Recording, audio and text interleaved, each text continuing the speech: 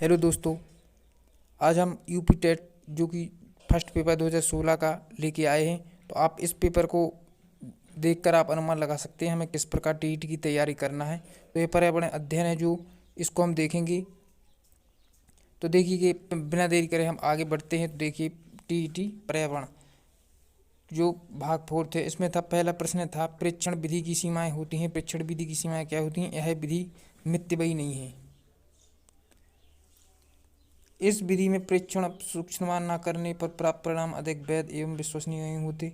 इस विधि में व्यक्ति की आंतरिक व्यवहारों का अध्ययन संभव नहीं है। इसमें उपयुक्त सभी राइट आंसर होगा इसका। तो हम देखेंगे दूसरा प्रश्न है इकोसिस्टम की सही परिभाषा क्या है? इकोसिस्टम जीव समुदाय और वातावरण को संतुलित तंत्र यह नहीं हो सकता। पृथ्वी और वायुमंडल का क्षेत्र जहाँ जीव रहते हैं, ये सही आंसर होगा। अब देखिए यहाँ पे आप 23वां प्रश्न है 123। मानव विकास के क्रम में दो पैरों पर चलने का सबसे बड़ा लाभ क्या है? कि हाथ स्वतंत्र रूप से मस्तिष्क के अनुसार कार्य करते हैं। अब आप समझ रहे होंगे कि 123वां प्रश्न, इसके आगे के प्रश्न हमने एक और वीडियो में डिस्कस किए हैं जो कि प्ले लिस्ट या आप चैनल पर जाकर देख सकते हैं। अब देखिएगा भूकंप की तीव्रता मापने का यंत्र कौन सा है? आपको पता होगा सिस्मोग्राफ। सूर्य से निकटतम ग्रह कौन सा है? बुध। राष्ट्रीय पार्क किस राज्य में स्थित है? गुजरात में। आप याद कर सकते हैं, याद करने के लिए गा से गिर और गा से गुजरात। इस प्रकार हम देखेंगे निरीक्षण विधि की विशेषताएं नहीं है। यह एक बाल केंद्रित विधि है जिसमें शिक्षण एवं प्रशासन के रूप में होता है। यह नहीं है। बाकी तीन विधियां हैं। पर्यावरण शिक्षा में समस्या समाधान विधि का गुण कौन सा है? लक्ष्य केंद्रित विधि, सृजनात्मक विधि, चयनात्मक विधि, उपयुक्त सभी इसका सही आंसर होगा। किसी पारितंत्र में तत्वों का चक्रण क्या कहलाता है? तो तत्वों का चक्रण कहलाता है रासायनिक चक्र। आप समझ सकते हैं, इसमें पूछा जा रहा है कि तत्वों का चक्रण पूछ रहा है वह, इसलिए तत्व कहाँ होते हैं? रासायनिक में अपन उसका अध्ययन करते हैं, रसायन विज्ञान में। इस प्रकार देखो चिपको आंदोलन के प्रेरता कौन थे? सुंदरलाल बहुगुणा। आपको पता होगा चिपको आंदोलन पर्यावरण से संबंधित है। इस प्रकार आगे इंसुलिन की रासायनिक प्रकृति है। इंसुलिन की रासायनिक प्रकृति क्या है? विटामिन। अब देखेंगे हम 32 पौधों में अर्धसूत्री विभाजन होता है, तने में होता है। आप समझ सकते हैं तने में अर्धसूत्री विभाजन होता है।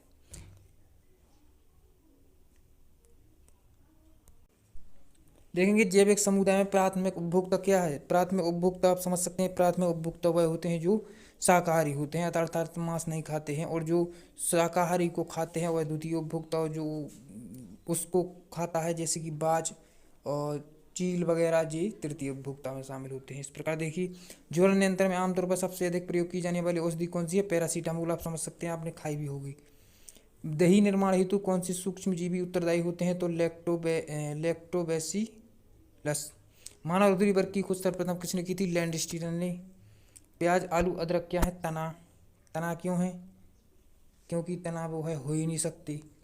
तना क्या कहलाता है? तना तना जमीन के अंदर नहीं होता, इसलिए यह अपस्थानिक जड़ें कहलाएंगी।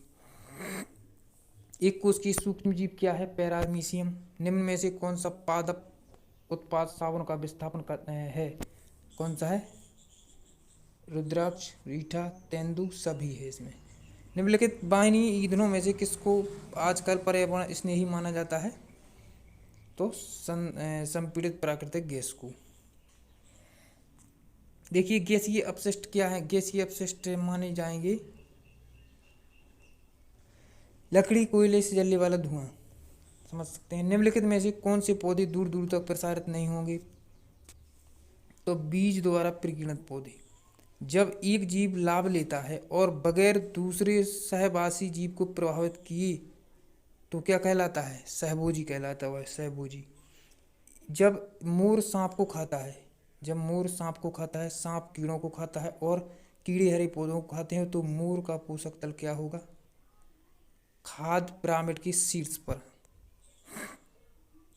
क्योंकि जो सांप होता है वह किनको खाता है? कीड़ों को। कीड़ और सांप को कौन खाता है? मोर। इस प्रकार है खाद्य पिरामिड। निम्नलिखित में से कौन सा कायांतरित सेल है? तो आप कायांतरित सेल कौन सा है? संगमरमर। महासागरों में निम्न में से कौन सा लवण सर्वाधिक मात्रा में पाया जाता है? कौन सा? Sodium chloride. राज्यसभा में होने वाली सभाओं की अध्यक्षता कौन करता है? उपराष्ट्रपति। अगर राज्यसभा में हो रही हो तो उसका उपराष्ट्रपति करता है, और अगर लोकसभा में प्रधानमंत्री करता है।